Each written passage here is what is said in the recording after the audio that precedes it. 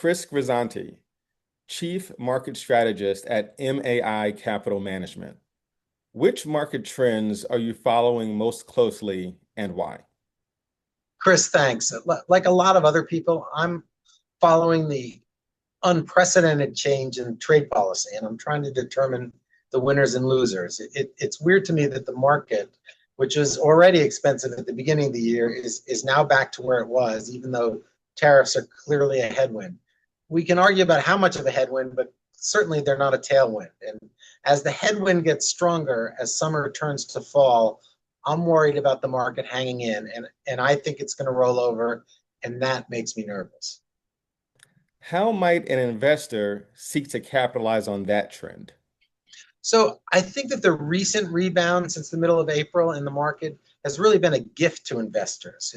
And they can now reallocate and skate to where I think the puck is going to be, which is picking those sectors and those stocks that will outperform in an economic slowdown brought about by tariffs and a slowing economy. Healthcare would be my favorite sector, and its weighting in the S&P has fallen to a 25-year low. So it's not only, I think, going to perform well, but it's also really cheap, and that's a terrific combination. It was a great protector of value in early April as the market fell. I think it will be again if the market gets difficult. They are investment-grade companies with strong cash flows and good dividends, and some of them are trading at single-digit PE multiples. I would take advantage of that.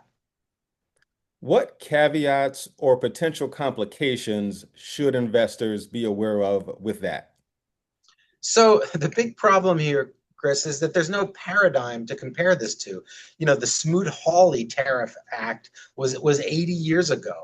And interestingly, that was deflationary, not inflationary, because the tariffs caused the economy to slow, which is what I think is going to happen again. But again, the problem here, it's not like a regular recession or regular inflation of which we have seen in the last 30 or 40 years. We just haven't seen anything like that. So we have no frame of reference. And that's really the difficulty of picking the way forward for the next year. Thanks for your time. You're welcome.